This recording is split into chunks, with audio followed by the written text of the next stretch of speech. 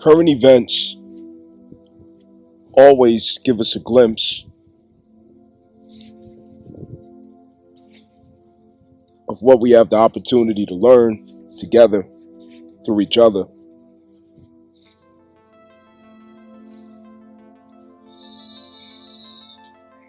What's presented right now is a combination of aspects that expresses Taurus.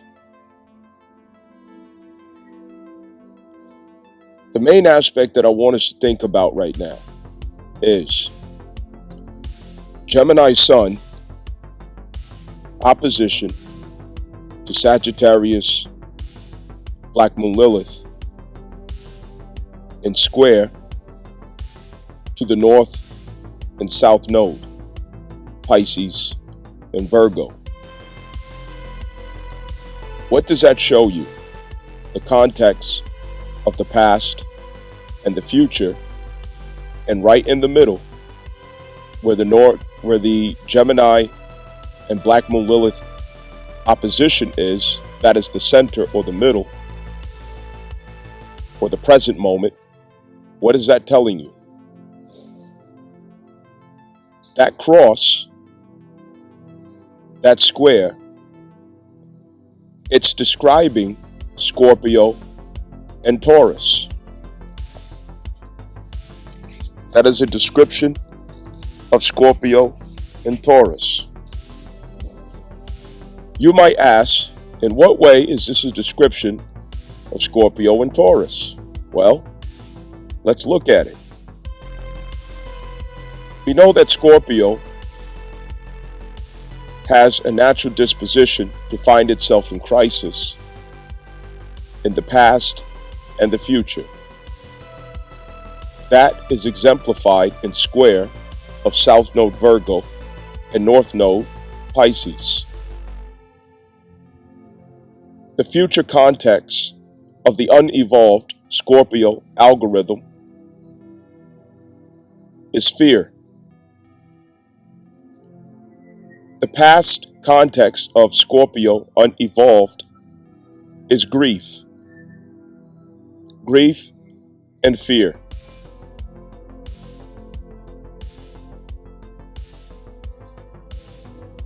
How about the present moment? Where do we see this demonstrated in these aspects? The present moment. The present moment holds the meaning that's being held in the Mars transit at Taurus. The Mars transit at Taurus is where there is polarization, so that dualities can lead us to embodiment through wisdom and love and the themes of Taurus. And Taurus represents presence. It also represents embodiment of one's values and ethos. It is where grounding takes place.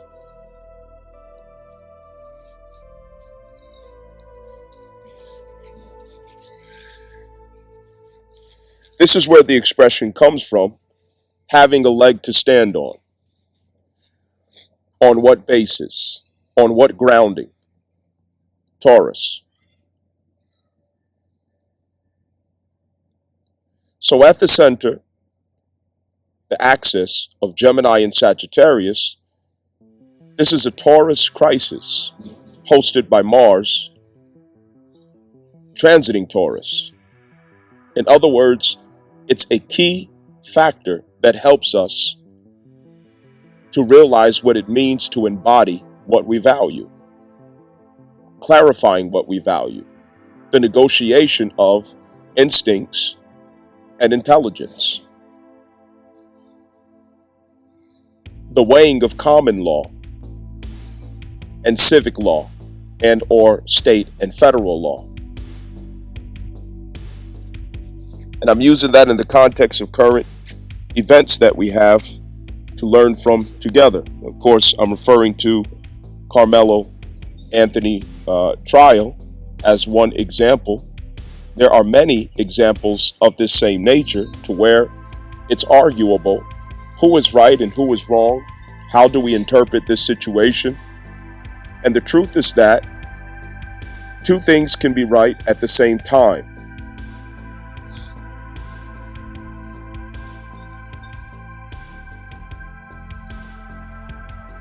Gemini Sun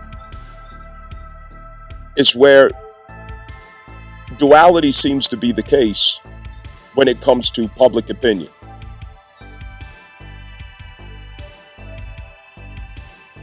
When it comes to common opinion, common thought, common reasoning. The point where we relate to the same ideals and opinions and views. That duality, that limitation.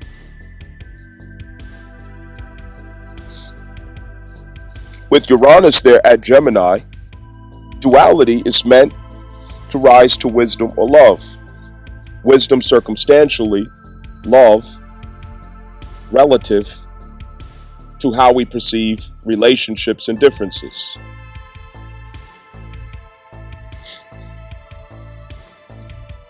Love in this sense is more so an expression of higher understanding. Higher understanding.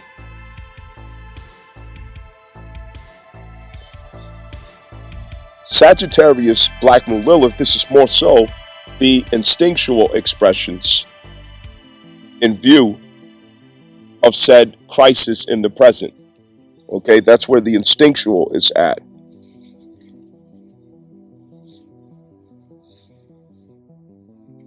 The instinctual holds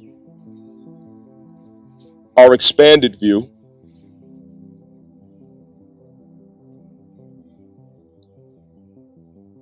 in hindsight,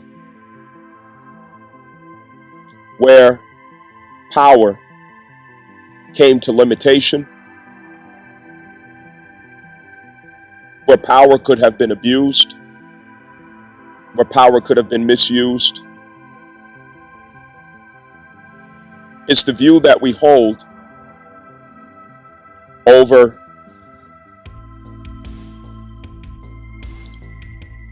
larger territories and jurisdictions of ideals, such as classes, demographics, nations, expanded views.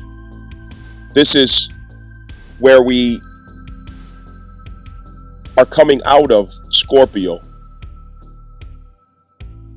into what we have claimed in our conviction as what is truth or not, and what it means to be loyal to our own instincts in a matter based on past power dynamics, power struggles, and power themes. Scorpio is what hosts those experiences with power, and the Sagittarius view or conviction has a lot to do with where we were with power or how we related to powers.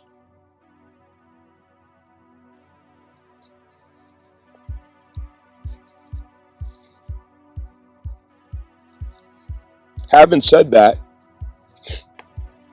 it's to hold an expression, to suppress an expression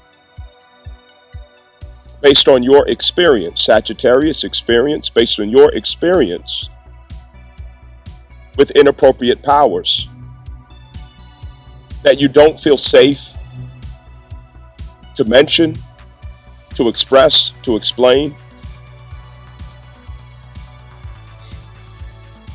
And the opposition is that what you are holding inside is being challenged by common view, public view, the noise of media.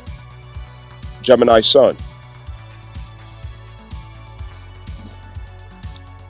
So the idea is first to withhold it, to suppress it, to be silent, to say nothing. But here's the issue. Mars will not let that happen. Because after all, this axis is where Taurus is embodied, crystallized, catalyzed. because the line down the middle between that square of North and South Node, it represents where we are present. It represents Taurus. With Mars at Taurus, it has us to draw the line. We're drawing the line of our own image, drawing the line of our own position, drawing the line of our own stance, drawing the line of our own values, drawing the line. And the line is drawn according to the details of this opposition. The feedback of the community, of the people, of my peers, of media, versus the feedback of my own soul according to my experiences and what I hold to be true. And I'm drawing the line. And drawing the line, you think of Aries, the I am, and what is to be embodied, Taurus. You're drawing the image of what it is to be embodied. Okay? You're drawing your image through this crisis, through these arguments, through these differences. You're drawing your image. Taking your stance and position.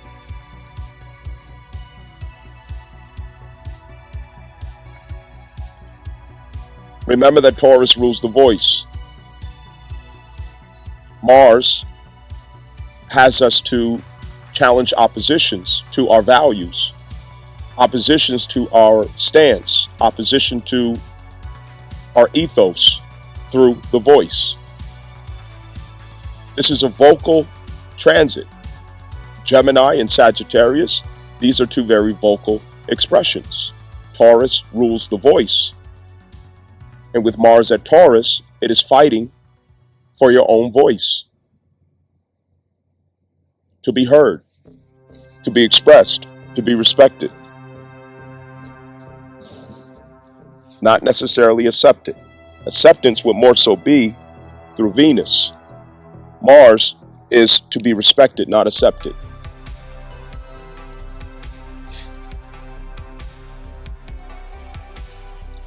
To clarify, even though maybe I've already said it, the North Node and South Node holds Scorpio. That together holds Scorpio. What is Scorpio?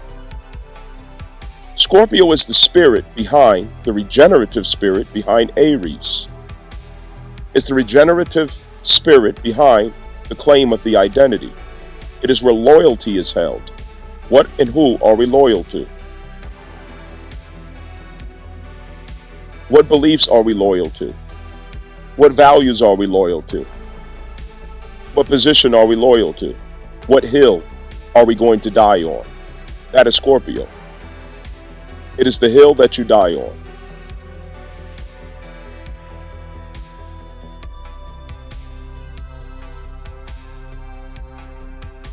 So the square is between what different parties, demographics, persons are loyal to versus claim of values that are supposed to be embodied from said parties. And it could present a duality to where someone from across the aisle may say, you're in contradiction. You're a hypocrite. Not necessarily. Not necessarily. It seems a duality between the values and what you're loyal to.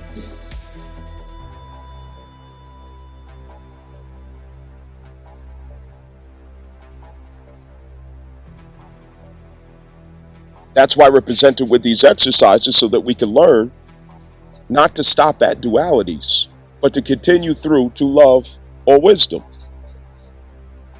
Allowing these moments to teach us, to enlighten us, to expand us.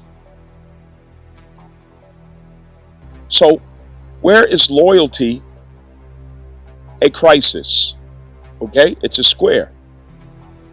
North Node, South Node, that is loyalty because it represents Scorpio. in hindsight and foresight. Now, loyalty has been limiting our ability to embody true and sincere values, ethos, behind our identity. Where you say to yourself, I see another side to this. I see this differently.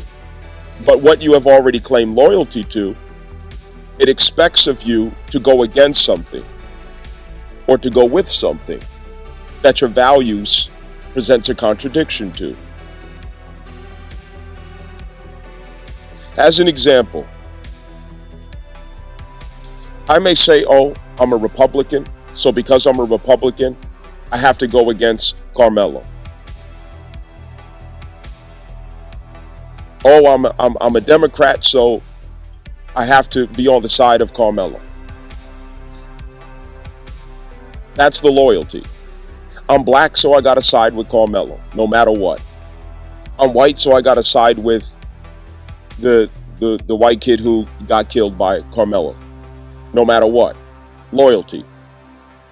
It's square to what's truly inside of you to consider. And what's truly inside of us to consider is that two things can be true at the same time. Duality. What's happening is that we're arguing from two different courts, but we don't know it.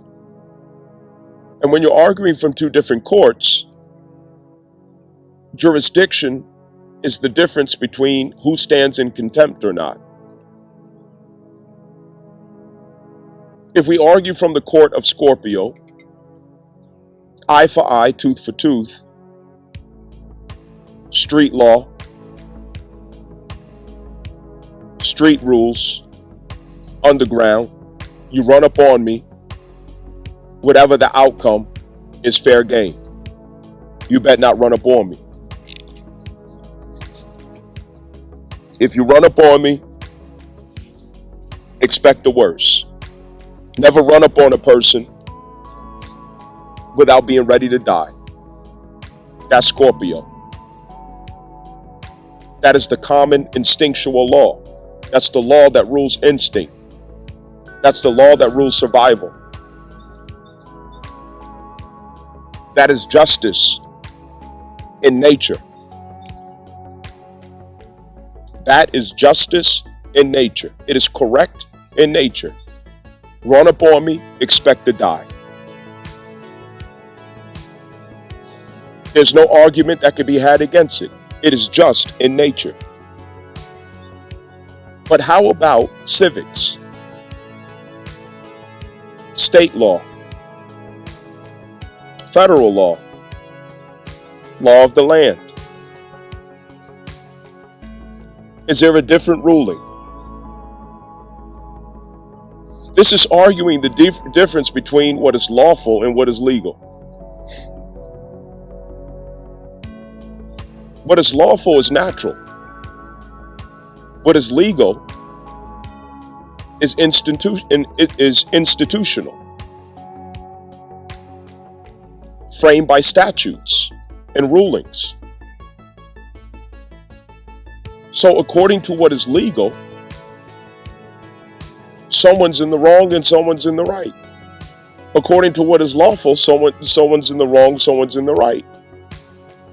Two can be true at the same time.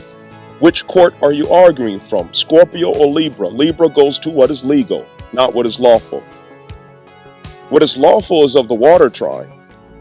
What is legal is of the air trine.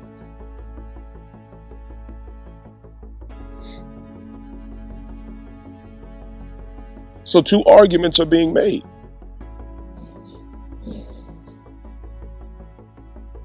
It depends on what court you're arguing from. Now, lessons can be learned. Lessons can be learned from the aisle of young black males. You can learn that instinctual reactions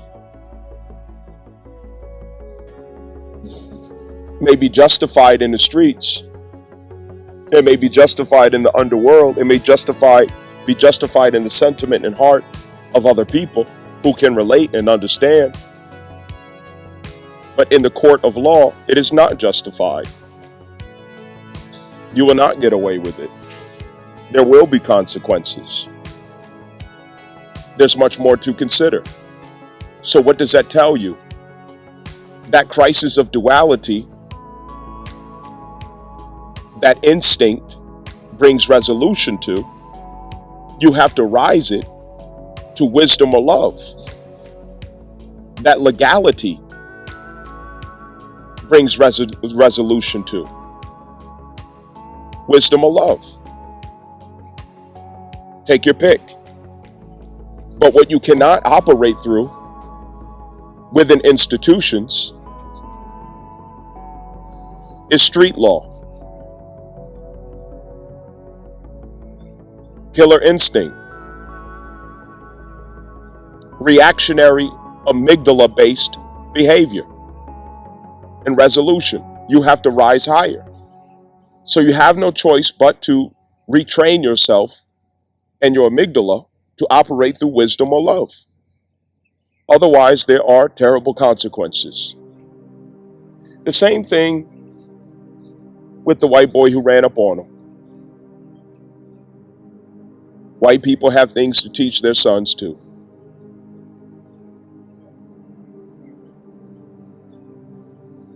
Don't assume that because America is designed to back you in power, politics, and media, that you're safe or that the outcome is predictable if you should wrong someone, if you should oppress someone, if you should bully somebody.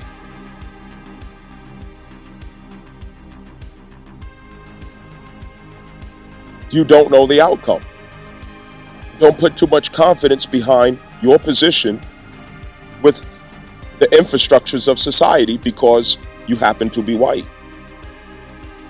Don't think that's going to keep you safe for long, because times could be changing where people are less willing to comply or respect legal considerations. As propaganda and systemic programming gets run, people are going to cling closer to their Scorpio instincts, and they're going to let go of societal and social agreements and civics and legalities. What I'm saying in that, if I clean that wording up, is as the social engineering of hysteria and propaganda begins to increase in society, especially with racial provocations, violence and media being used to put one race against the other, constantly seeing through media that our leadership does not respect the law themselves, that the law means nothing. What do you think this is going to do? It's going to have the people to step into Scorpio court. It's going to have them to step out of Libra court and how they govern themselves. Self-governance is through 3 courts: Libra, Scorpio, and Sagittarius. Sagittarius is the highest frequency. This is the court that spiritual people walk through. Spiritual people walk in. The common person does not even enter that court. In the law of the land, of course, it represents federal. And you know that what bridges federal to state and local is the incorporation doctrine. However, in a spiritual sense, very few people will ever operate through Sagittarius court. However, that is the court that you operate through once you learn to decode dualities of Scorpio and dualities of Libra. When you decode the dualities of Scorpio and Libra, you arrive in Sagittarius court, which is the higher frequency of judgment and movement throughout the material realm, with spiritual value and reasoning and consideration rather than reactionary, amygdala-based instinctual behaviors.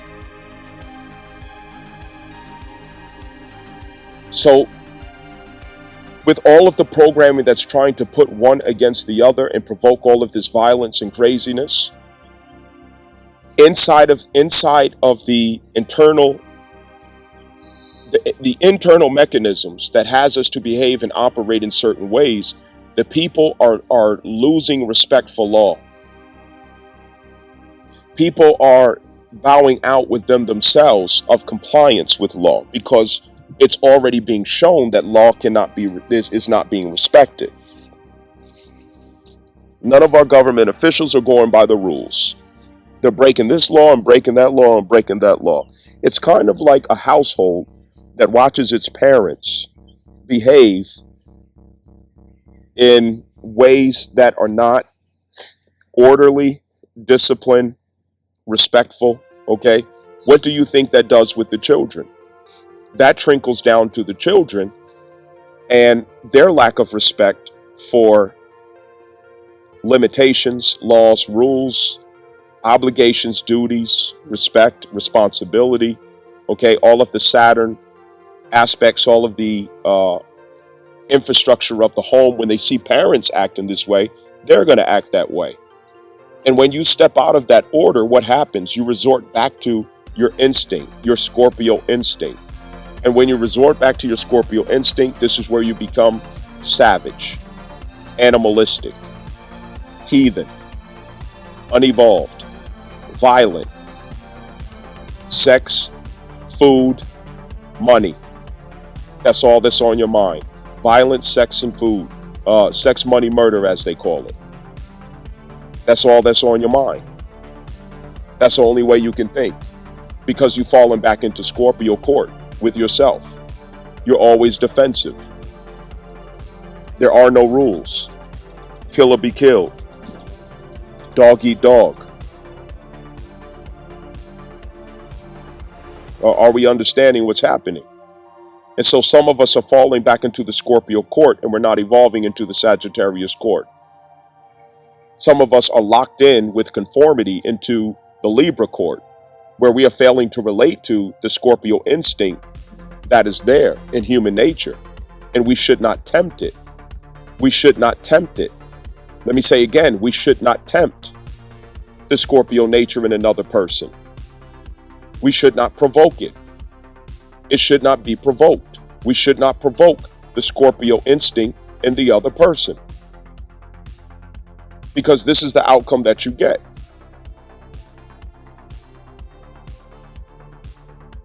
We have a challenge to decode these dualities to wisdom and love, and wisdom and love is in the court of Sagittarius. 9th house. That expansion is in opposition to the noise of common opinion that is frozen in dualities, which is Gemini Sun. There are common opinions that are frozen in duality because the average person only sees duality. My side versus your side, my opinion versus your opinion, my position versus your opinion. I'm right and you're wrong. I'm the good person and you're the bad person. That's what the common person sees. All of this duality. It's not being decoded into higher frequencies. There's limited view and perception and interpretation. Ultimately, all of this should lead back to every person pulling their youth aside and properly teaching them and training them, properly educating them, preparing them for better outcomes in these circumstances.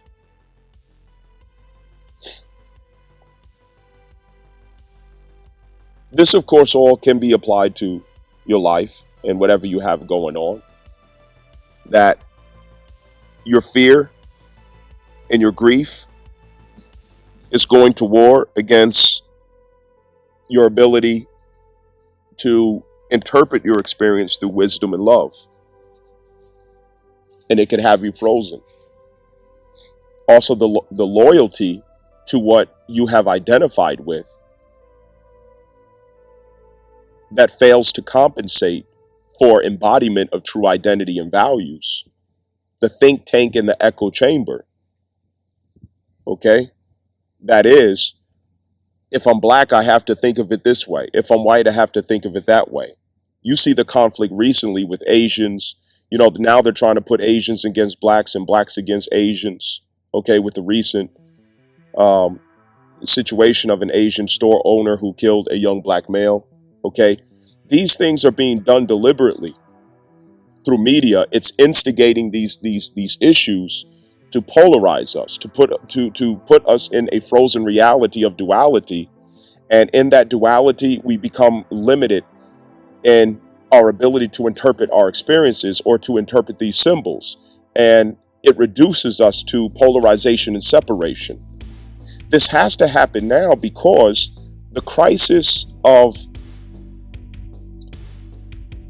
America's fail, it's not a fail because it's planned, it's engineered to be this way, but the financial crisis of America, okay, and the fact that everyone is seeing the corruption in, government, and how the people have been betrayed, the people have been neglected.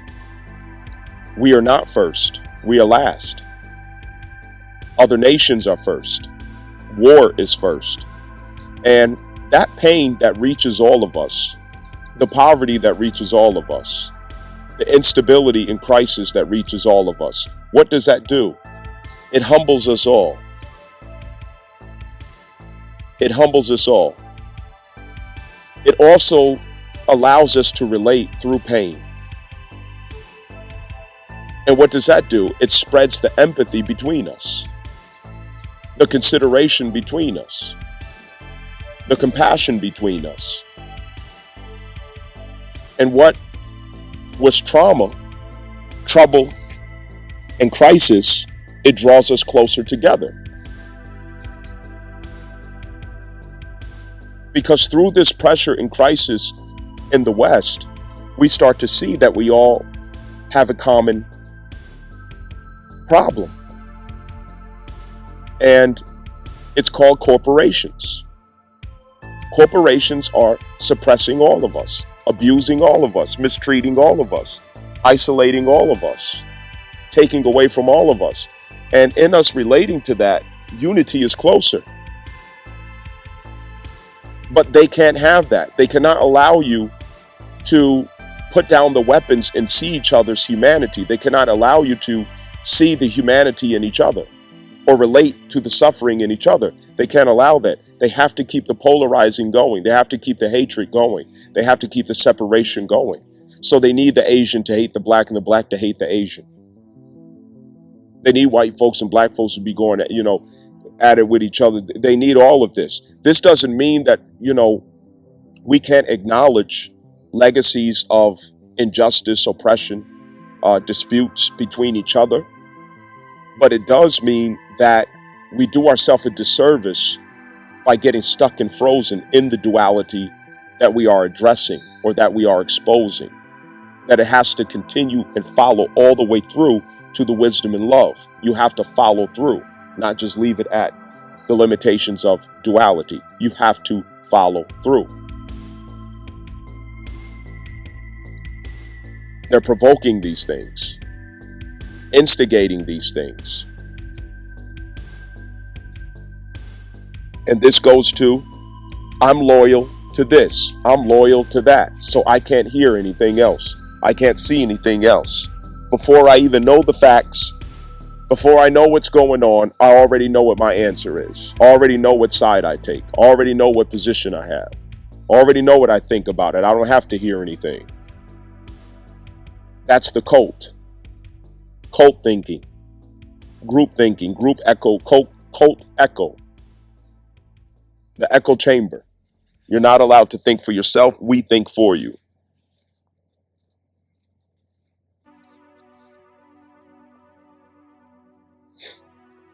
I hope we take the lessons, what lessons we can from all of these experiences. We do ourselves a disservice in not doing so.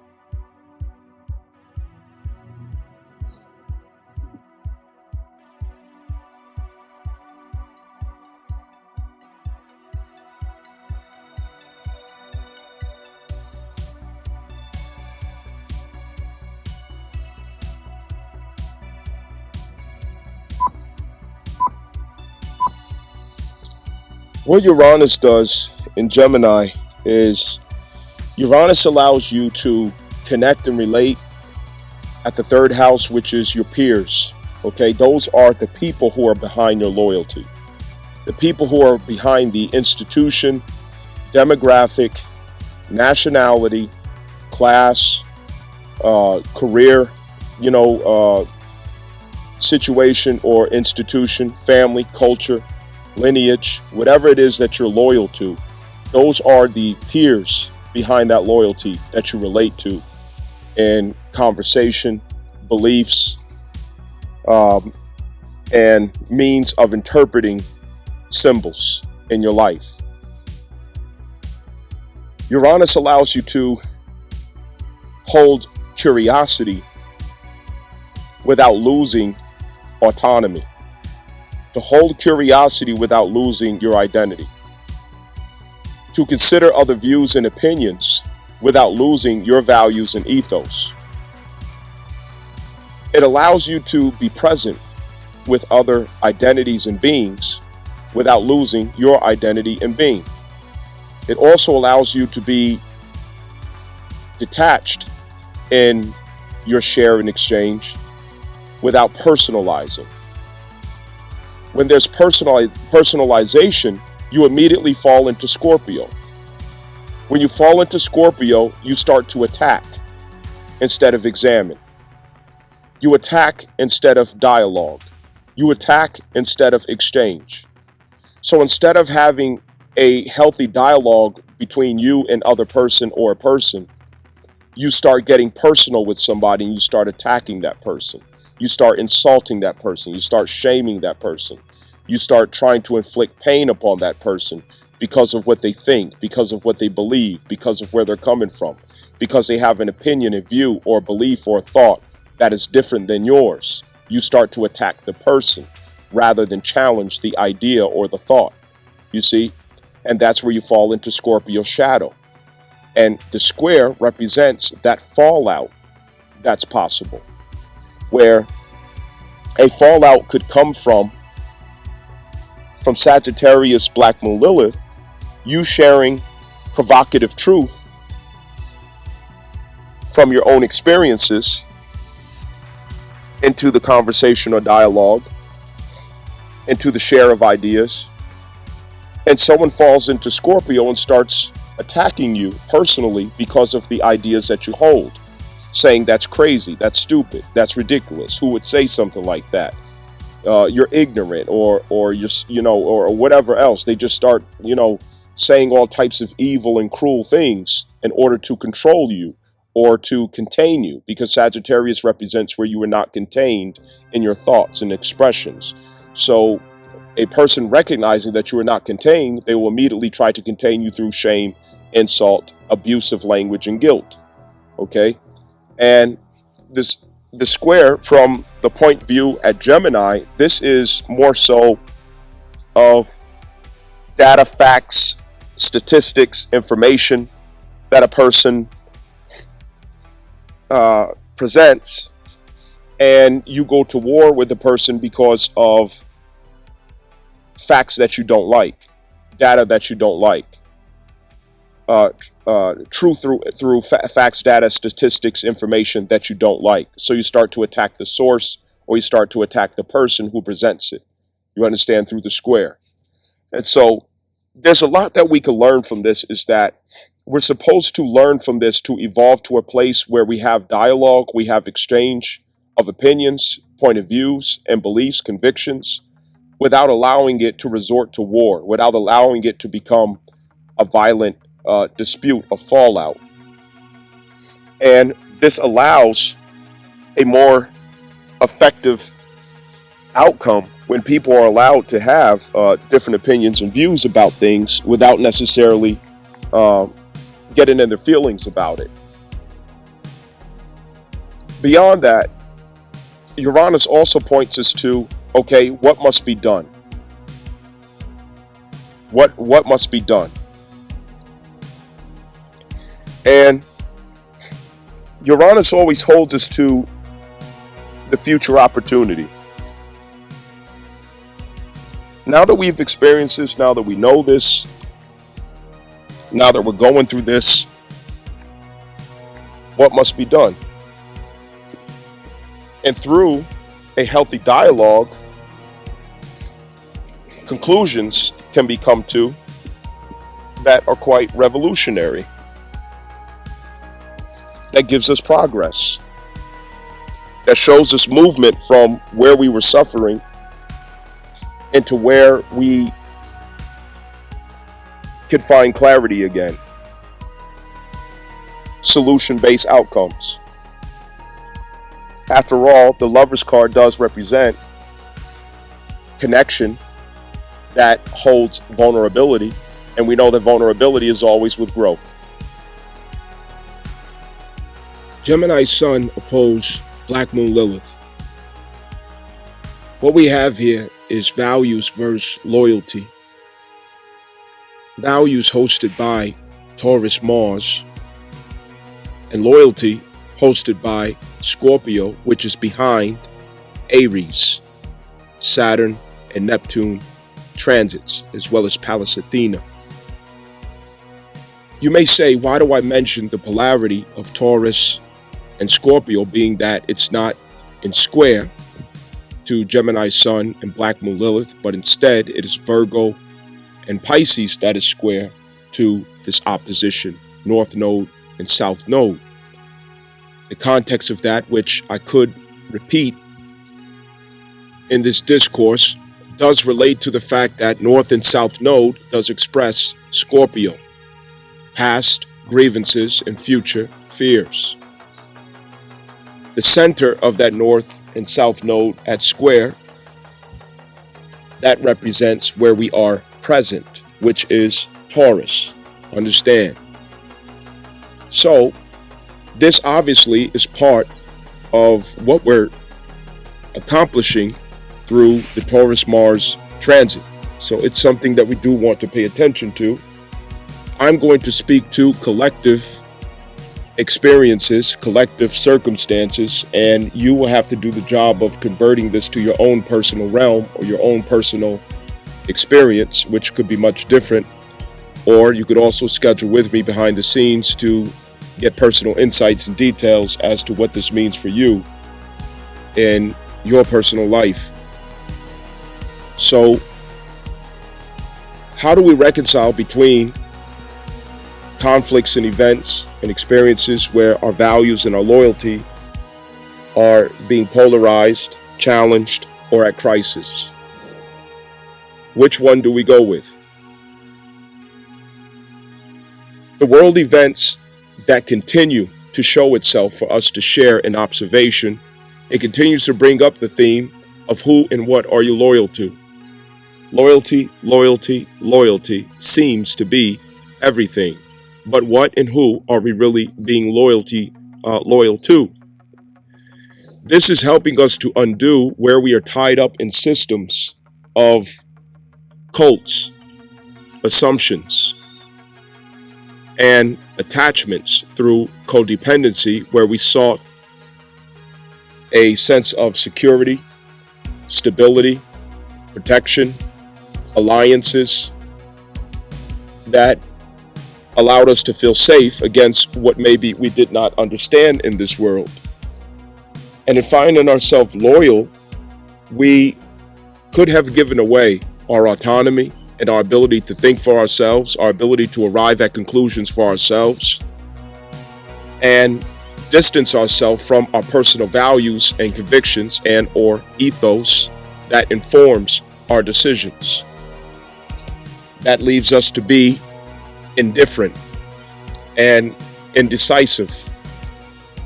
However, we use our voice, we use our strength, we use our emotion to put behind whatever the collective has agreed to, whatever the institution of loyalty has agreed to is what we go with after selling your identity, after selling your soul, after selling your opinion, after selling your mind, after selling your thoughts, after selling your view, after selling your values, after selling everything about you that makes you individuated. This is clandestine thinking, cult thinking, group thinking. Because I'm black, I have to think this way. Because I'm a female, I have to think this way. Because I'm a blue-collar person, I have to think this way. It's limitation of thought, perspective, view, conclusion, analytics, and everything else because of who we thought we were. What we thought our identity was based upon. And the loyalty that seems to expose us and our lack of values, our lack of embodiment when it comes to the values that we claim. Realizing that many of us are walking around empty vessels, vessels that are free for any spirit to use, free for any agenda to use, an empty vessel that is free for any type of regime, policy, cult, collective agreement, agenda, conformity, whatever the case may be. You're an empty vessel to use your body because you haven't established your identity, you haven't established your ethos, you don't know what you believe in, you don't know what you stand for. All of the superficial things is what we consult to arrive at what it means to be who we are. I look like this, I come from this hierarchy, I come from this demographic, I speak this language, so on and so forth. So therefore, my opinion must be thus. My perspective has to match what they are saying. I have to join the choir of the echo chamber of what the group, what the sisterhood, what white folks, what black folks, what Hispanic folks, what Asian folks. I have to side with somebody. I have to side with a group. I have to side with others. Rather than finding the confidence, the clarity to stand on your own platform. Taurus, Mars. Do you have standing on your own? This is what's being presented to us. Exercises constantly to challenge us in this. Recently, we have all this conflict with the Asian community and black community. Certain events are blown up by the media, expanded by the media, inflamed by the media, agitated by the media. Next thing you know, loyalty tells us to take off and say, oh, those Asians, we don't deal with those Asians. Fuck them Asians. Anytime you see an Asian, make sure you don't do this and you don't. No, that's what they want you to do. That's what they want you to do. These are misperceptions. You go down the street to an Asian business, 9 times out of 10, you are not going to get mistreatment. They might have thoughts in their head. They might have opinions in their head, yes, that are along the line of, racism and prejudice. But that's the case with every people. There's that possibility with every people. Two things could be true at the same time as well. Perhaps there is something to review within the black community of where are we putting our dollars? What does it mean for us to give our services to particular people in our community? Why are these individuals in our community? What role do they play in the community? What do they bring to the community? There are realistic objectives to confront in these arguments and topics, but the extremes is what we have to be careful of. Fear-based extremes, hate-based extremes, we have to be very careful of. There's nothing wrong with saying, okay, you know what? It's time to review what we're doing with our dollars. It's time to review what relationship we have with Asians in the black community specifically, without personalizing it, without making a personal attack to Asian individuals, but to the Asian presence or the economic presence of Asians in Black communities, it is something that is valuable to question, to investigate, and to come to a conclusion for. So I'm not saying that these arguments and discussions are not healthy, productive, or good. What I'm saying is when we go to the extremes, we are turning something good into bad when we go to the extremes. Same thing with this Carmelo Anthony issue. It reminds us of where politics, justice, instincts, culture, okay, all of it comes to a head, all of it comes together somewhere. And the question that we all have to ask, what and who are we raising? Who and what are we sending out into society? And what effect are our teachings, our philosophies, our culture, what impact is it having on the collective?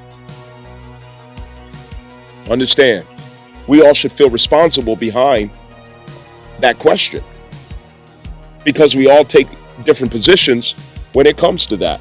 What role are we playing in what we experience in society? Are we failing to teach our children properly, to educate them, to expand their awareness, to make sure that the programming, the contamination of media is not poisoning their minds, misleading them, confusing them? There are questions to ask.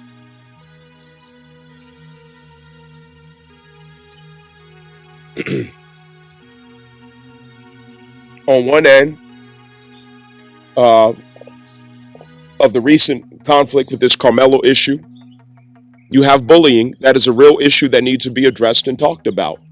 As parents, are we talking to our children about bullying and the consequences that can come out of that? What effect that has on another person to go to school and bully somebody? Okay? I turned into a monster when I was bullied in school. I relate to Carmelo, I really do. I'm not just speaking just to be speaking. The last time that Saturn was in Aries, I was experiencing bullying. I was around 14 or 15 years old. And during that time, I faced many bullies who were bigger than me, just like he did. It was very scary. And I know where he's at, because there are too many times that I thought to bring a knife to school. There are too many times where I thought to bring a gun to school. And there are a few times where I did, but I changed my mind, because I came up with too many people who were in and out of prison, and I didn't want to go through that. I was surrounded by street niggas and thugs and criminals and people in and out of prison. I didn't want to have that experience, so I changed my mind. But the reality is real. When you're being bullied on and the staff is not doing something about it, or if you tell somebody, then it makes it even worse, because now the kids who are in a different hierarchy, they start to tease you, laugh at you, pick on you even more in subtle ways, in ways that are not so obvious, in ways that you won't be able to justify or make a presentation of. So you have to keep it to yourself. You have to handle it yourself. You tell your parents, they shrug it off because they got bills to pay. They're stressed out. They're working 2 jobs. The teachers aren't listening. Nobody's listening. So you have no choice but to step out of the Libra social agreements of handling matters according to the rules, according to the scales of justice, according to what is legal, and you start to step into the court of Scorpio within yourself, of eye for eye, tooth for tooth. I'm on my own, self-preservation first, survival of the fittest. That's the court that you switch to inside of yourself when you're getting bullied. I know all about this. I'm an expert on this because I've been through it. I know all about this. I know what Carmelo was going through. And when you're in that type of situation, you're in Scorpio court. You're saying to yourself every day, I'm afraid, I'm scared, and I don't want to be afraid anymore. I don't want to be scared anymore. I don't want people to hurt me. I don't want anybody to bother me. So your amygdala is being exacerbated by all of these fearful impulses. How do I protect myself? How do I defend myself? How do I survive? How do I prevail? They are a threat to me. So yes, bringing a weapon to school is not crazy. It's not weird. It's not strange. It doesn't mean that you're a bad kid. It doesn't mean that somebody raised you wrong necessarily. Not necessarily. But it would make a difference for the proper teachings to be there on how to navigate this. But I did not have proper teachings on how to navigate that. Understand? So my instincts is my teacher. I need a knife. I need a gun. I need something to equalize the threat. Listen to my language. Write it down if you have to. I need something to equalize the threat. Do you understand that this is the reason why guns are called the equalizer? Guns are called equalizers, and it's for a reason. You go to the New York City school system, and you will ask your child to take a gun to school if you see how violent that shit is, if you see how dangerous that shit is. New York City public school system, as an example, and I went from the school system in New York down south, in a world that I just know nothing about, culture that I know nothing about, no friends, no nothing, I don't know anybody. In the dirty South, they have a different approach to everything.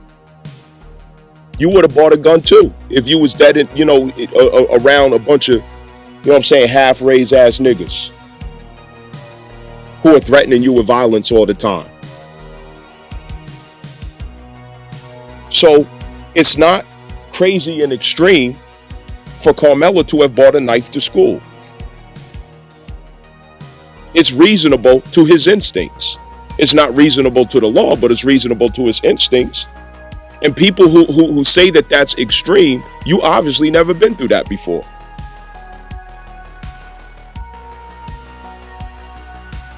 That faces you with amygdala, fight or flight, Scorpio. I chose to fight. Some people choose to flight. I chose to fight. And it made a monster out of me. Even though the consequence was violence, even though the consequence was constantly fighting, getting kicked out of school, expelled, and now I have to go to an optional school program with pregnant girls and drug dealers, at least I'm still alive. At least I fought for my respect. At least I stood on business in who I am and my right to take up space too, my right to have peace too, my right to be safe. Because nobody else is advocating for me. So this also happens when there's a lack of advocacy.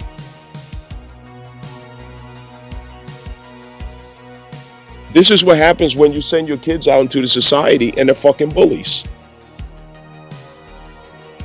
A scared person is a dangerous person. We don't understand that. You scare somebody and back them into a corner, you don't know what you're going to get. A scared person is a dangerous person. If you scaring somebody, you better be careful, because they might be the type of person who eliminates the threat.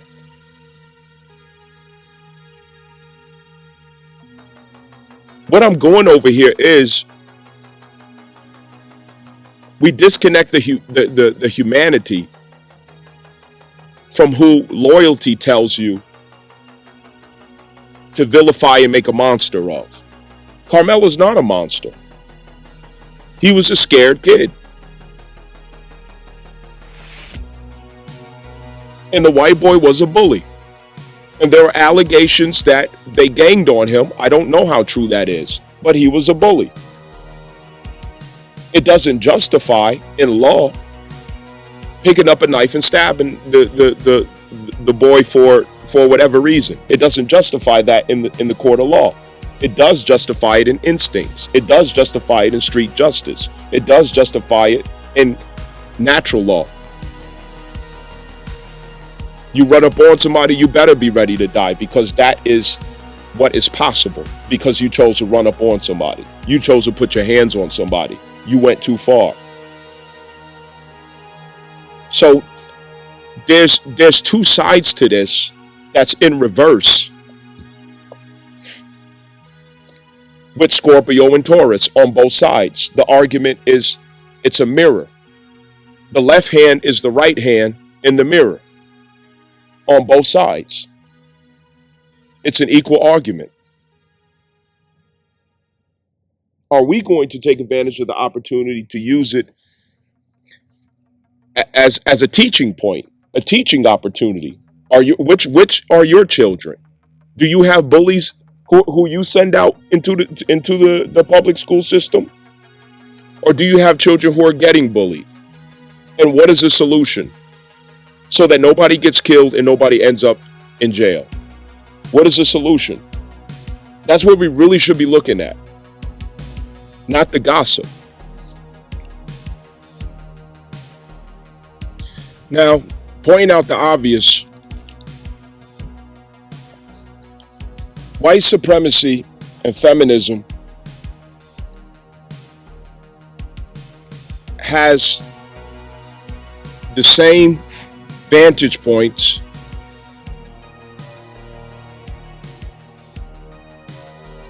that you're not going to win going directly or head on with.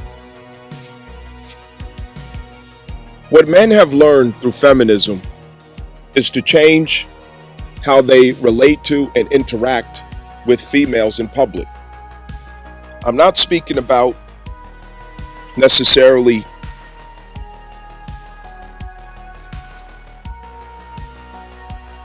for personal reasons, but men have learned collectively to standardize a new value system for themselves and boundaries that protects them from false allegations, assumptions, misinterpretations, and any type of implications that could come about from the accusations or bullying of females. And why do I say bullying? Because the system is behind females in American society. They can get away with things that males cannot get away with. They can offend, insult, create damage, harm, and injury in ways that are not traditionally counted as damage, harm, or injury, and get clean away with it. And there's nothing you could do about it directly. You can't yell at them. You can't put your hands on them. You can't confront them. They'll scream and say, "Oh, I feel threatened." And off you go. You lose your job. You get arrested. Anything. All it takes is one teardrop of a female in Western society and you're up Schitt's Creek.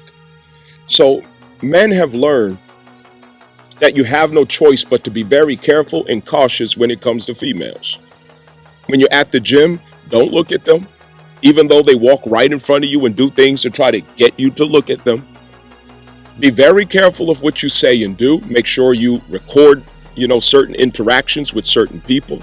In office spaces, make sure you have witnesses. Do not go into a room by yourself with a female, in that professional capacity. There are so many extremes that men have to go through to be safe from the accusation of females in this modern time.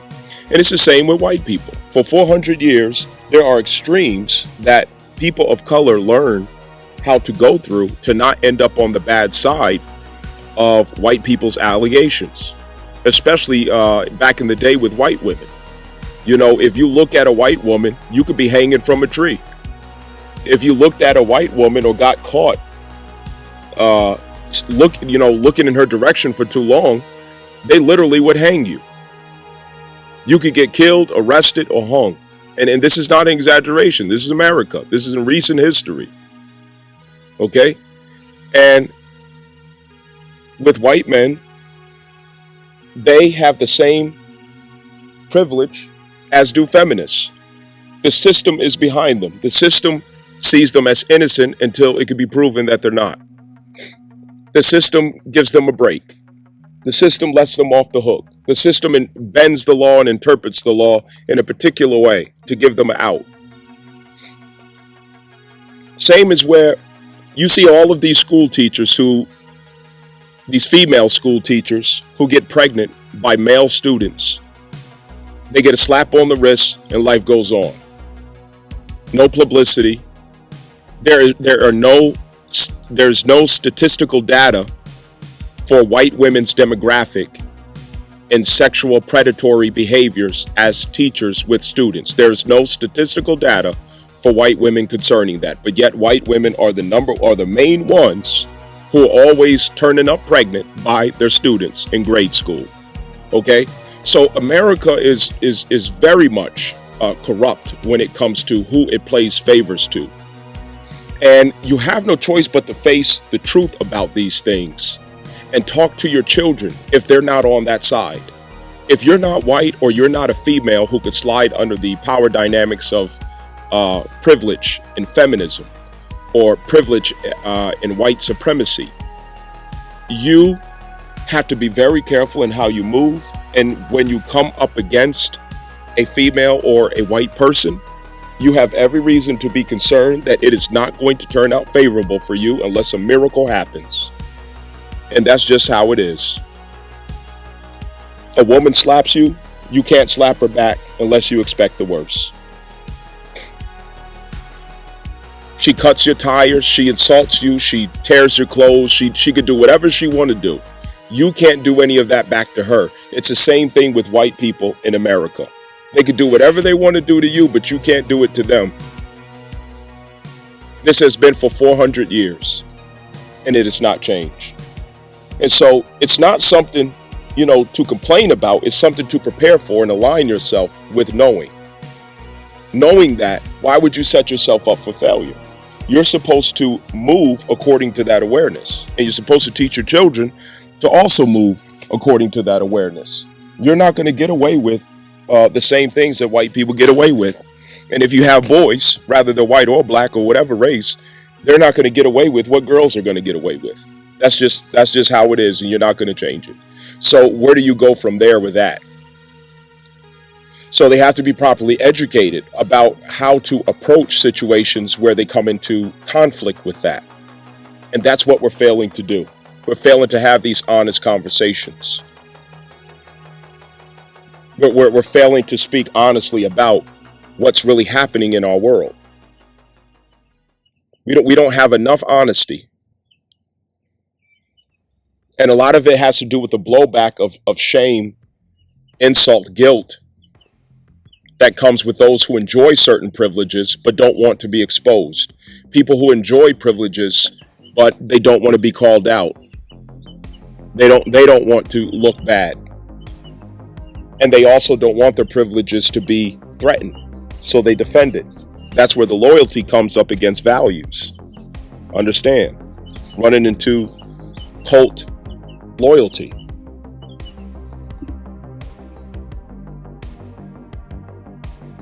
Of all people in America, it's going to continue to be Black Americans, males in particular, who media are going to use as the scapegoat for who's the problem in society, who's a problem in America. Put it all on the niggas. It's always the niggas. This is not going to stop. It's only going to escalate. This has been 400 years that this has been the case. Everything gets blamed on the black person. The media is trained to always depict the black person as the threat, the enemy, the bad guy, the offender, the one in the wrong, whichever other case.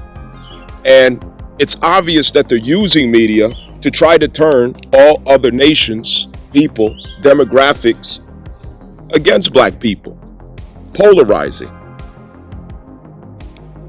It's very obvious with the recent rulings, even with the Asian community. It's not for us to put that hatred in our heart, but it's for us to know and peep game, to know what the game is that's being played. And the game that's being played is, aha, see, I told you. So you can't become the aha, see, I told you. You got to be very careful about allowing yourself or your loved ones to become the aha, see, I told you. Aha, see, I told you, as in confirming the prejudices, the fears, the allegations, all of these different things. So don't go out in public misrepresenting me, and I won't go out in public misrepresenting you. Don't go outside acting like niggas and expect to be treated or respected as decent, human beings. All the nigga shit that you're doing, it only makes matters worse. It's not about proving yourself to other people. It's not about reacting in a controlled sense to other people's expectations over you. It's about starting at square one, starting at the foundation. And at square one, the foundation is, if you keep getting blamed, are you blameless? No, you're not blameless. So start with where you are not blameless. Start with where you do have a lot of blame and clean it up. Sterilization is always the best step that you could take in any issue of conflict, trouble, controversy. Sterilization. We have a culture that needs to be sterilized. The males and the females have their particular points of sickness and toxicity that has to be cleaned up, because we're not helping ourselves. We're only making the matter worse. The nigga shit. Even black people are tired of the nigga shit. And it's not helping when we continue these legacies on. When I step outside, I need to give best representation of any black man who looks like me. When you step outside, you need to give best representation of any black woman who looks like you. That's where it all begins. And knowing that everyone in America is against you because they've been taught to be against you, not because they actually have reason to be against you, you should be wise enough to not entrap yourself in those assumptions. You should be wise enough not to entrap yourself inside of those assumptions. Because everyone's looking to confirm and say, aha, see, I told you about them. See, I told you they do this. I told you they do that. I told you they act like this. I told you they act like that. Why? Because it keeps the attention off of them. It keeps the finger pointed off of them. It keeps the pressure off of them. 13% of the population, but they're responsible for 80% of the violence in America. Yeah. But how much of that is exoneration? How much of that 80% is exoneration? Okay? That changes the entire context of the accusation and suspicion right there. Intelligence is not put behind these suspicions. Ignorant people push these suspicions and statistics without the ability to interpret it, or the disingenuous intention of not interpreting it too, as they explain it. However, it always goes silent. These people who are so loud. Who's the number one pedophile in America? Who's number one for sex offenses against children in America? Yeah, the white man. So the finger's always pointed collectively by all people at black folks. And it keeps the attention off of them. It keeps the pressure off of all other people who have other issues in their house, equal or even worse. But it keeps the eye of scrutiny off of them. We are the eternal scapegoat of this nation, where everybody's finger seems to point all of the time to relieve themselves of public scrutiny. And knowing that, why would you step outside and give everybody even more of what they're looking for? Why? Why is it so hard for us to see that this is the case, that it helps a lot for us to come out of the nigga shit? As a father, of me being who I am, I got to make sure she's straight. This mama bear, I got to make sure she's straight mentally, because if she's not straight, my house ain't straight. I'm not straight. Then so, because I got the kids to worry about. Got to make sure his mental health. I can't go back and forth with him right in there, because his mental can handle it. The misunderstanding of what daddy's trying to tell you. This ain't a daddy moment. First observation that I made in this is one of several opportunities that I've had to observe that the woman wears the pants, she's swinging the 13-inch dick, and he's tap dancing, not to make her offended, upset, to keep her happy. Happy wife, happy life, to serve her. He's walking on eggshells. He's a nervous mess. He's a nervous wreck. That observation right there carries the boat. And it explains far too much than what could ever be written. There's so much to extract of value and insight from every public event. But we're not studying it, people. We're not studying it. We're not reading it. We're not extracting the wisdom from it. There is so much to learn from every public event. Who's out front in that marriage? Who's leading that marriage? Who's in control of that marriage? Who's running that household? Who's in charge of the household? It makes a difference with the competence of the children. It makes a difference with the fate of the sons in a house. This is an insert for clarification. And the clarification that I want to make is, from the black community, Pookie has been championed and crowned as the number one man. And if it's not him, it's someone weak enough to be ruled and controlled by a woman. Events like this should show us where that gets us. Where does that get us? Because we're constantly shooting ourselves in the foot with the legacy of Pookie and the legacy of effeminate males who are run by women. And what harm it does to the children, what harm it does to the family, what harm it does to society. Point made. When the father's not in charge, when he's not in control of that direction, when the woman wears the pants, when she's walking around with the big dick, and he's walking around, happy wife, happy life, happy wife, happy life, the children are in danger. The kids are in danger. The house is in danger. He doesn't even fucking count. He's not even there. Don't make a fucking difference. He's not there because the mantra is happy wife, happy life.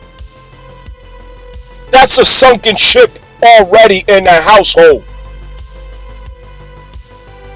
And this is what America produces. What becomes of the males in the house? Because the big dick woman is going to intervene whenever the father is being a father to the children. I said, no, you can't do that. Why can't they do that? Why can't they do that? I don't see nothing wrong. Well, I don't see nothing wrong.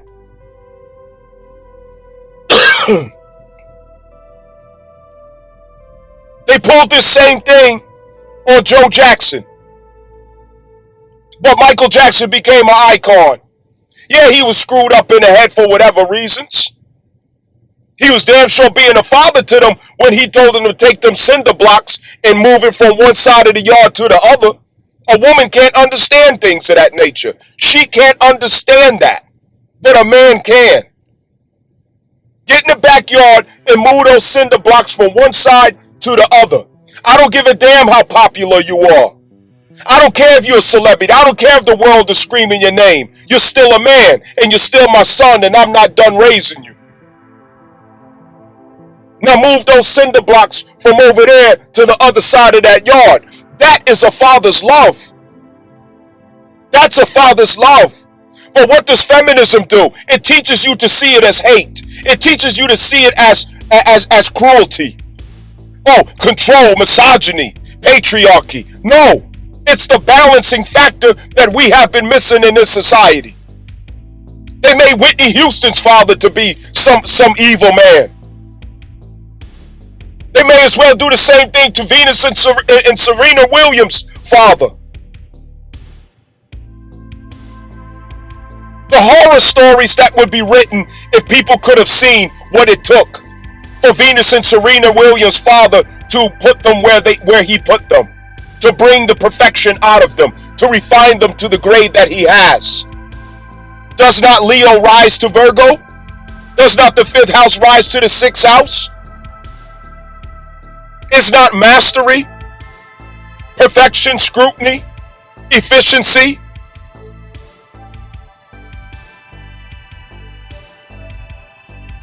The detail of difference afforded to Virgo, but it rises from the 5th house, which governs the child, the jurisdiction of children. Is not the ascendant point of the jurisdiction of children, the 5th house, rising to Virgo? Okay then. So what would you expect? Who's going to manifest that Virgo energy over the 5th house and leading it out of its adolescence, its arrested development?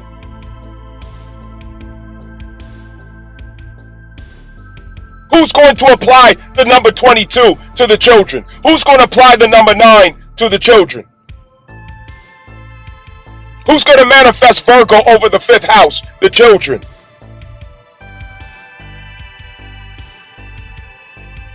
The little boy falls off the bike. It's the father's destiny to see the little boy figure out how to struggle on his own, to get up back on that bike. That's the father's destiny, to see that son figure out how to navigate his own pain. But feminism has females to interrupt these processes. Oh, why don't you hug them? Why don't you pick them up? Why don't you encourage them? Because I'm being a father, that's why. Don't interrupt me while I'm being a father, that's why. Mind your damn business. Don't get in the way of me raising a man because you can't raise a goddamn man.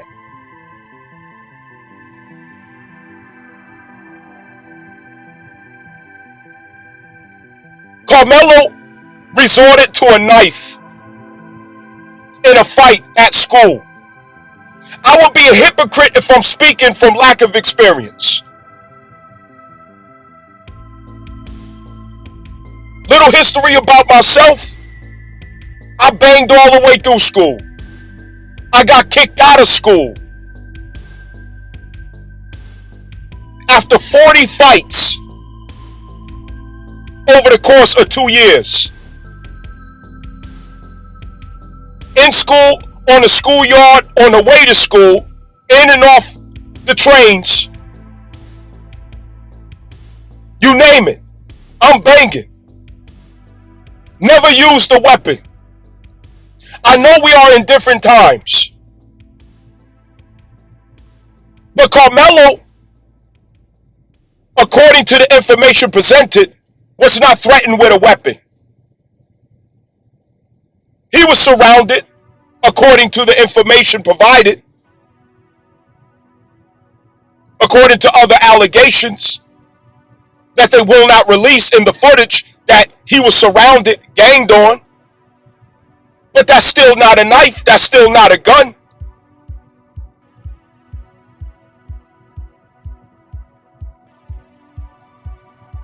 A wise father will let him know there are different rules and different laws to different worlds.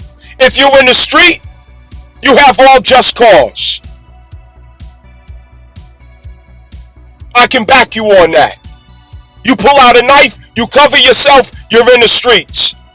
You're in an institution such as a school, on school property.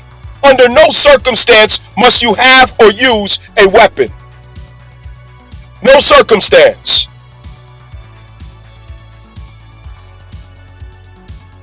If you gotta bang, you're gonna bang with your hands. I can defend that.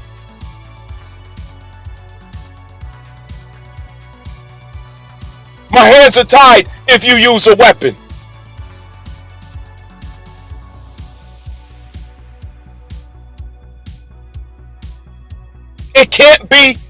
abused. Street justice, yes. This white boy ran up on somebody is what you could expect. You shouldn't have ran up on somebody. You shouldn't have been a bully. You shouldn't have been bothering people when you didn't have to. And you got exactly what you was looking for. Now you're dead. You fucked around and you found out. On school property? No. It's not justified. You're in an environment of containment. You have options. There are adults somewhere in proximity as long as the property is accessible. You have other resources. It does not have to come down to you using a knife because you are not in the streets to where resources are limited. So I can't excuse that. I can't justify you stabbing somebody. Nobody's teaching the boys. Nobody's teaching the men. Nobody's training them. Nobody's giving them guidance. What do you expect? And when men enter the picture, feminism says, no, you can't do that. A man is only allowed to teach their children to the comfort of women in America. In America, the woman is in charge of everything from the top to the bottom in a household and a community. A man has no say-so. Happy wife, happy life. Why? The power of the state is behind her. And it results in these type of outcomes, just like with Carmelo. Education, training. This is why it's worth it to inconvenience yourself and teach and train your children. Teach and train your boys, especially if you have black boys. And if you have white kids, teach them about the power that's behind them. If you have daughters, teach them about the power that's behind them. To have a white child and to have a daughter is the same thing. Why is it the same thing? It is the same thing because they both enjoy systemic power behind them. One through feminism and one through white supremacy. They have to be aware of that power. If they are not aware of that power, they will abuse and oppress others with that power. They will tempt others to suppress anger with that power. They have to know the difference between the systemic power that protects them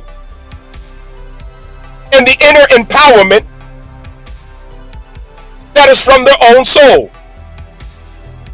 When you have a black son, we only get to use our own inner power. We only get to use our own inner authority because America is not designed to give us power or authority from external means. We only get to walk with our own power and authority. That is what is unique about being black in America. A black male in America, not a black female. A black female gets to enjoy power and authority from the system, systemic powers from the state. That is not the case for a black male. A black male is going to feel that lack of protection, that lack of advocacy. And what is it going to do? It's going to make you hypersensitive to threats around you. You are going to become guarded and defensive. Your amygdala is going to be hyperactive. You are going to become very aggressive and fortified within yourself because you realize you have no other resources to protect you in this nation. It is the very energy that makes white men nervous around us because he realizes the power that he gets from the system, we have it inside of our soul. The courage that he gets from the system, we have it in our soul. The boldness that he gets from the system, we have it in our soul. He feels that, he senses that, and it makes him very insecure. I know this from experience, not from reading books. I went to school with the drug dealers and the pregnant girls. That's who I went to school with, nigga. I wasn't allowed back in public schools. I got kicked out and they didn't want me back because I was too violent.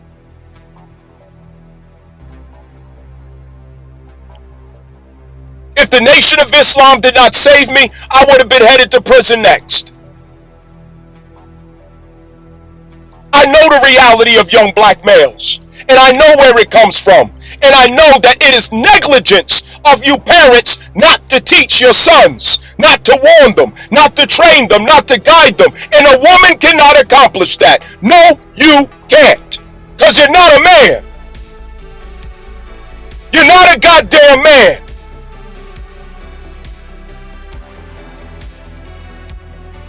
It's not your role. It's not your place. It's not your divine assignment. You're not a man. But it's still what young men need and require in this world if they are black. There's a certain way you have to move in this world. There are rules that you need to be aware of. America is designed against the black male. You cannot make any mistakes. One mistake is tragic. You have to have perfect character, unfortunately. You don't have an option. I made it 43 years without a criminal record.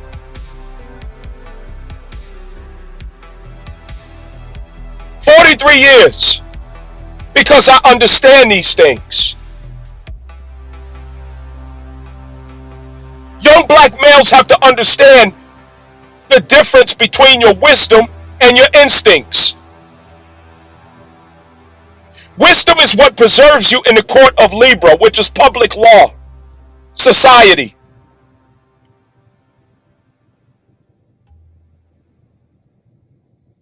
Bringing resolution and proper navigation to dualities and triplicity with Gemini.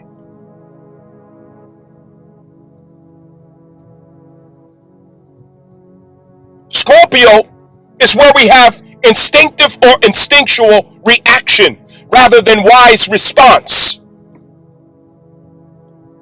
What Carmelo did is justified by instincts. It is justified by Scorpio. But it is not justifiable or correct in public law in court. There's no way to justify that action. There's no way to defend that. A black male is not going to get grace in this nation. We're not going to be excused. We are going to be guilty until proven innocent. All cards are stacked against us from the time we are born. We don't have an option except to have perfect character. And that means the right education and competence to go with crisis intervention and with resolution of problems and de-escalation of conflict maneuvering in this world. You have to know how to walk as a wolf, a lion, a bear, a tiger.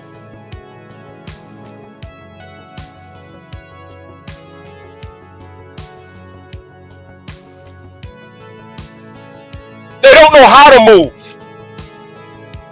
Nobody's teaching them.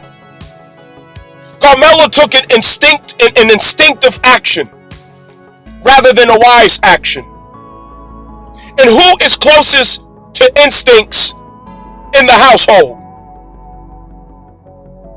A loudmouth woman, an aggressive woman, a feminist woman who does what the hell she want. Who gon' check me, boo? Happy wife, happy life. The household is ruled by Scorpio instead of wisdom and justice. Which is why, as you've seen in the recording, an effeminate black male, scared, shook, and shitless of his wife. The wife got a 13-inch long dick wielding over his head. And he's just apologizing every second of his life. So what could we expect? Of course Carmelo is going to make such an error under those circumstances. He didn't stand a chance to have the proper training, the proper teaching. A loudmouth woman like that won't allow him. I know what I'm looking at. I know what I'm studying. I know what I'm seeing. I know exactly who I'm dealing with. I'm a black man. There's nothing about a black woman that I can't read. We have a problem, Houston. Correction is needed. Healing is needed, but we don't want to be honest enough to make proper diagnosis of exactly what our issues are. We don't want to help. We don't want to correct it. We don't want change. Because we don't want to be vulnerable enough to be forthcoming about exactly what it is that we're dealing with. The convenience of pushing the blame and shame down the hill. What are we dealing with, people? Feminism on one side, white supremacy on another side, but we don't want to confess it because it means change. It means vulnerability. We're guarded. We think that it automatically assumes blame and finger pointing, and it doesn't. It's about accountability so that there is room to restore trust.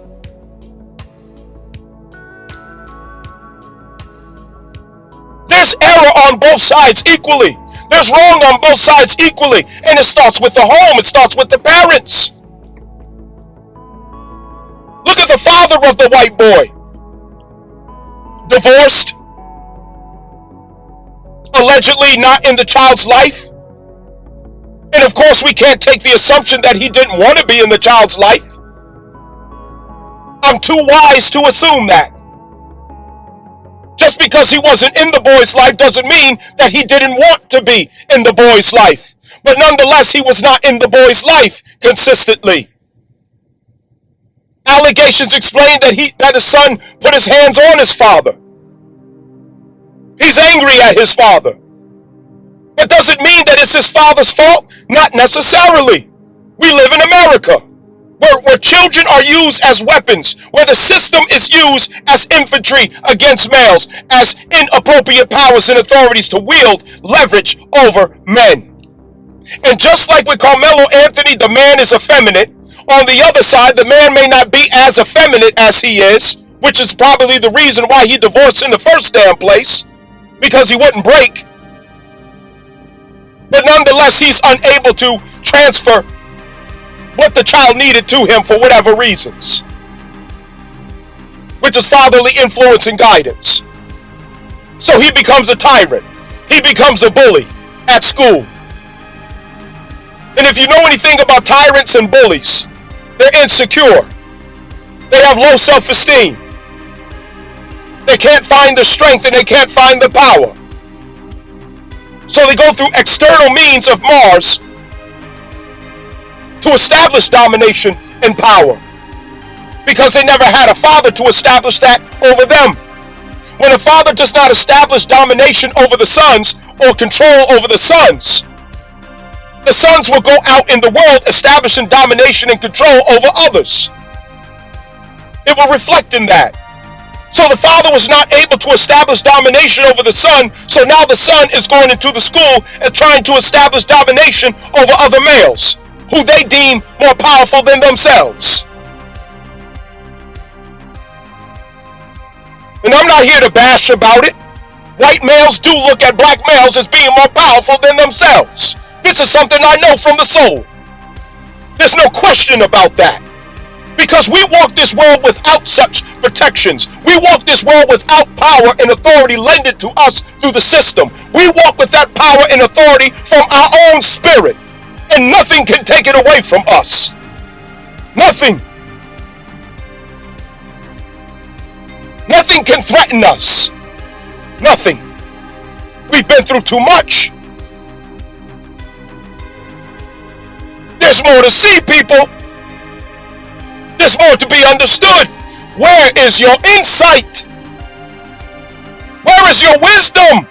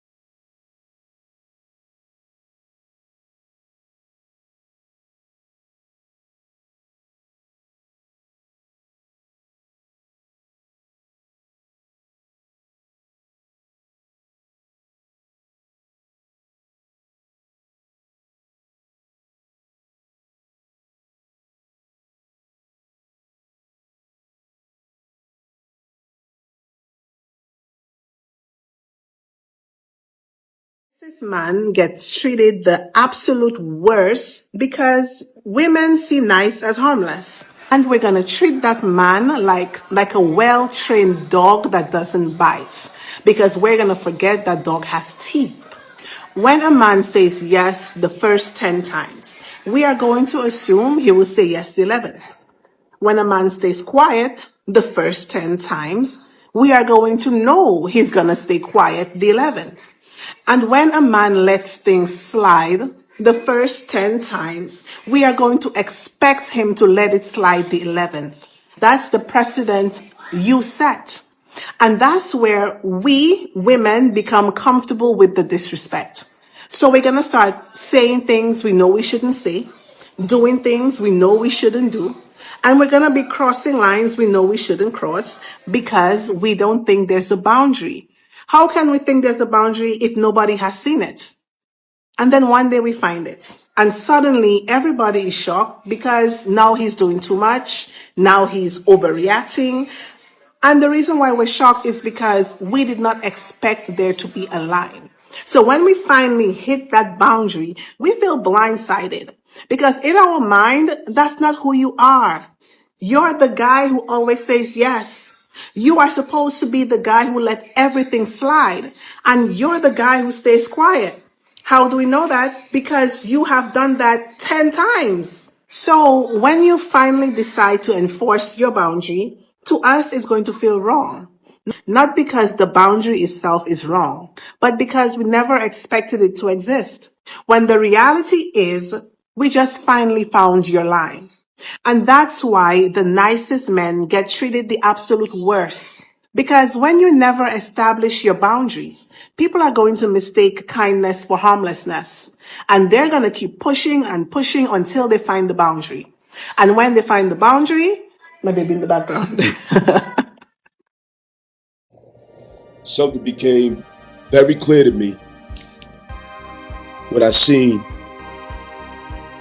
footage, interactions of Carmelo's parents. And this is not about Carmelo's parents, but it's about a principle that I think all of us should take into consideration in how feminism has interfered with the production of the man, with the development of the man from childhood. Something that became very clear is that the man doesn't run the show. He's not in charge. The woman wears the pants, and he aims to please. Happy wife, happy life. And that right there can be the basis of detriment to the entire family. When a man goes in that direction of happy wife, happy life. It's not his job, it's not his role to make her happy. It's not his role, his job to avoid upsetting her. His role is her security, her maintenance, and the stability and grounding of her emotional body so that she is not a storm in the home, but she becomes an oracle for himself and for the home. There's a terrible mistake made in trying to make a woman happy. Security. That is sufficient. The rest, she can learn to do for herself to make herself happy. I'm not preaching an idea that we're here to neglect each other, or that we should not try to contribute to or share in happiness. What I'm saying is, our priorities could be wrong.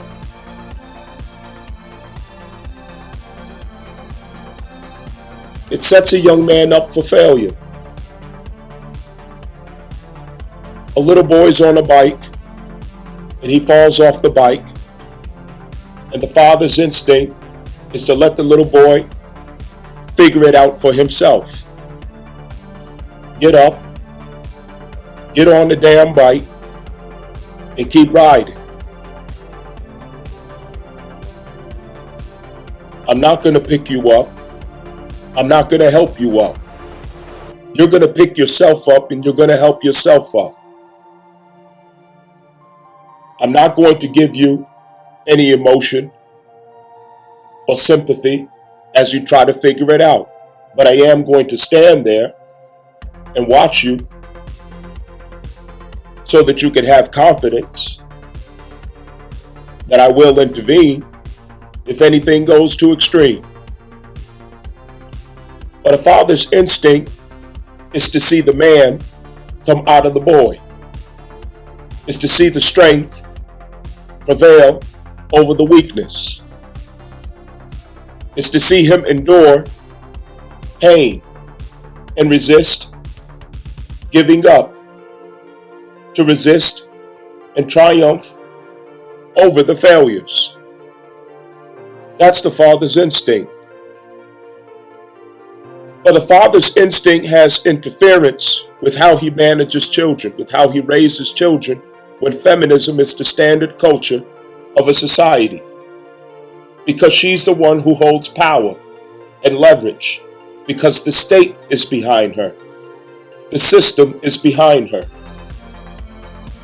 Not because she has that power, not because she has that authority, but because the system does.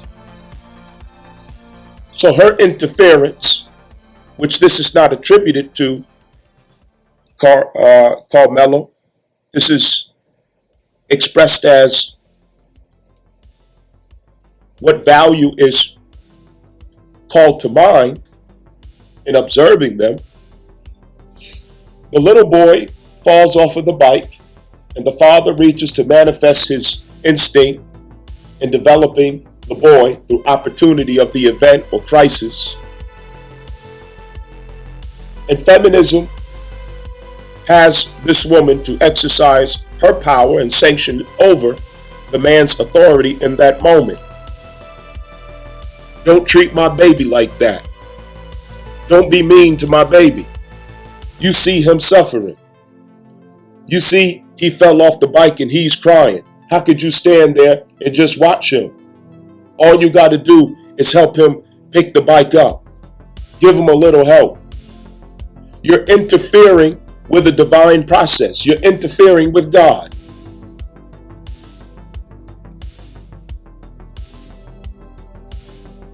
You are obstructing and blocking the development of a man.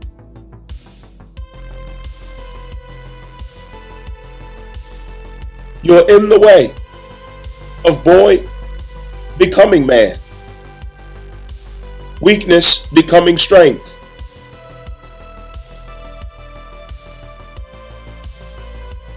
You're in the way of lack of confidence becoming confidence and conviction in the self. Knowing that I can do it, not thinking that I can do it. You're in the way.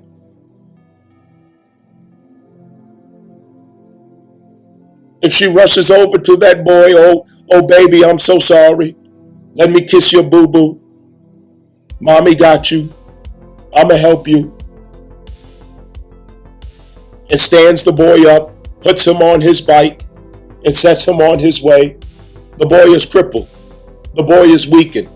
The boy is spoiled. And he will be in the same crisis as a man. That interference right there. That's just one example, people.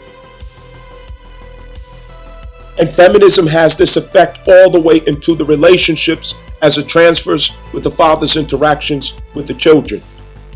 The father is coming from a different instinct. And unlike what feminism has taught, a woman's instinct is not superior to a man's instinct. They are equal. They both have to have contribution.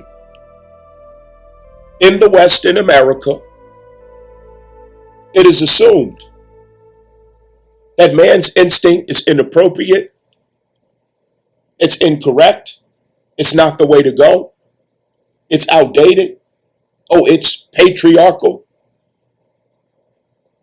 it's misogynistic, it's controlling, it's cruel, foolishness. It's the very thing that's missing that produces what we all have to complain about and what we see in newer generations. It produces weakness in the generations. Males who grow beards, who have big shoes, strong muscles from the gym, not from hard work, but are not useful. Without technology, they are useless. Without a phone or a computer, there is no use in them. Men who women cannot take confidence in, who cannot feel safe behind, who they cannot believe in. Why? Because a woman raised the man, not a man raised the man. That's why. You don't feel that confidence with them. You don't feel that trust in them. Feminism has interfered with the production of men in our nation. And it's spreading across the world. And what happens in the dating pool? Oh, I'm stronger than all these niggas. I'm smarter than all these niggas. I'm more advanced than all these niggas. I can't date none of these niggas. Ain't none of these niggas no good. No, ain't no real men out here. Don't nobody even know how to change a tire. Who raised them? And who did you prevent from contributing to raising them? Who did you block from raising them? Who did you stop from raising them? Who did you fight and abuse and run through riddles and all types of obstacle courses with the court and the state so they could not contribute to raising them? Who did you frustrate by turning the child into a weapon so they could not contribute to the production of a man? You thought it was cute when they were little. You dress them up in nice little outfits, take little pictures of little man eating his popsicle, same color as his clothes, little man doing his little dance. But little man didn't have a daddy. Or little man had a daddy, but you wouldn't allow the daddy to be a damn daddy because of your pain, because of your trauma, because of your anger, because of your hatred, because of your vengeance, because of your spite. A father who's begging to contribute, to teach, but not allowed. And dare he force it, the state is behind you. How is this any different than white supremacy? It's power and authority that is not innate in you. It's power and authority granted to you through the state, through the systems. No one's scared of you. No one's intimidated by you.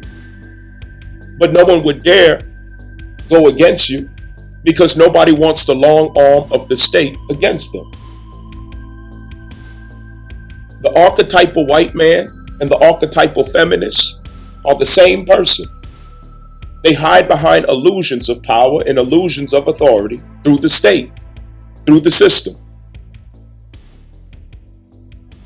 And they become the Wizard of Oz, hiding behind a curtain, abusing others, mistreating others, drunk in arrogance and narcissism from assumptions that are not even true of their own nature, not having power, not having authority, but abusing it through the state and abusing others.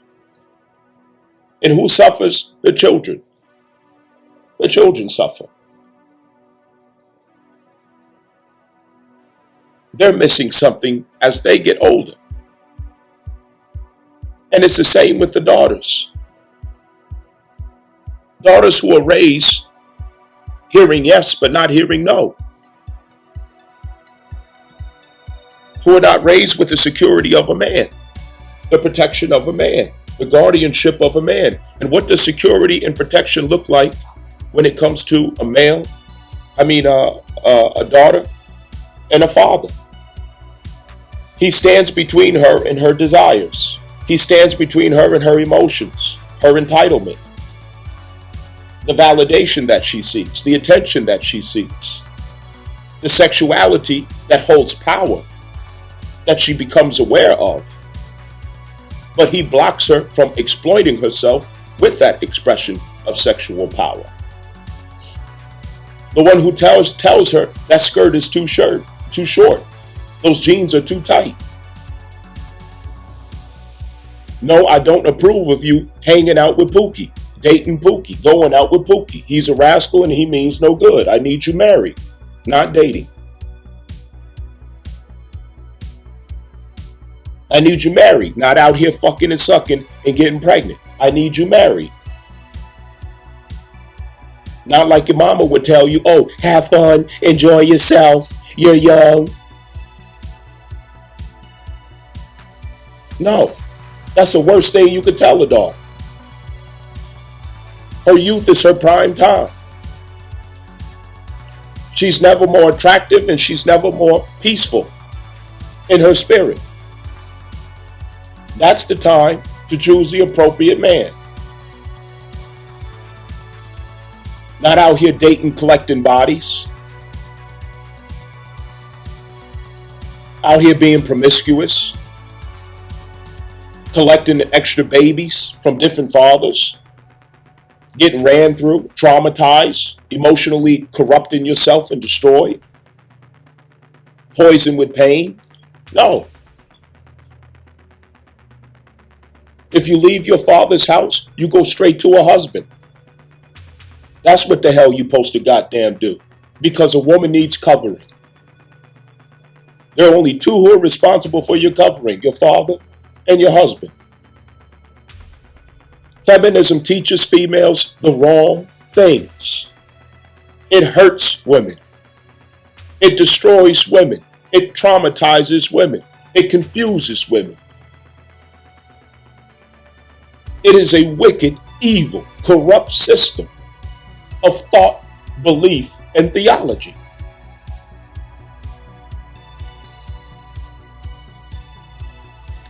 American women don't know how to relate to men. They don't know how to understand men. They only know how to study them in suspicion. How to prey on them like predators.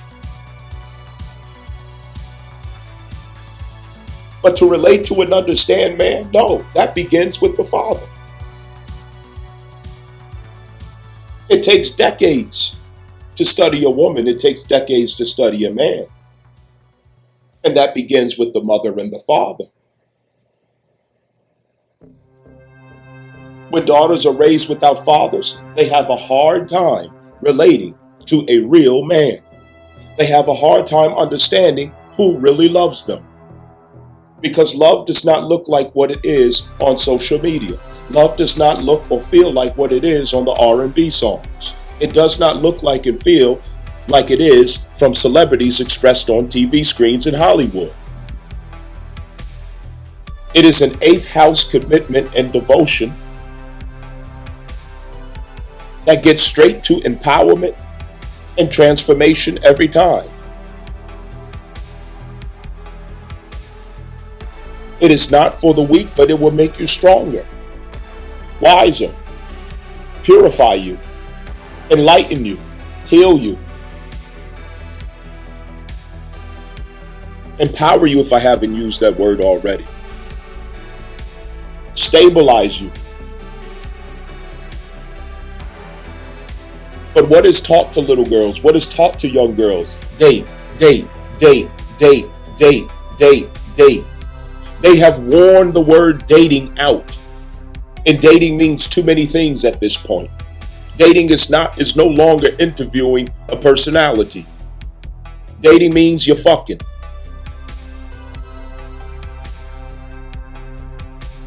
Dating means you're using somebody to get free lunch. Dating means you're bored, so you're spreading yourself all over the goddamn place. Our daughters of the West have not had coverage. They have not had covering of fathers and husbands. They have been taught the wrong things. There's something we can do about it. And the first thing is confession. Then healing and correction. And then it needs to be taught. It needs to be explained. But nobody wants to participate. You want to fold your arms and be guarded, because the infamous is the enemy for saying the obvious. He's the enemy for saying what doesn't feel good as you listen to it. I'm the bad guy, the scapegoat. The reason and justification and why you are remaining or choosing to remain in a frozen state, inanimate,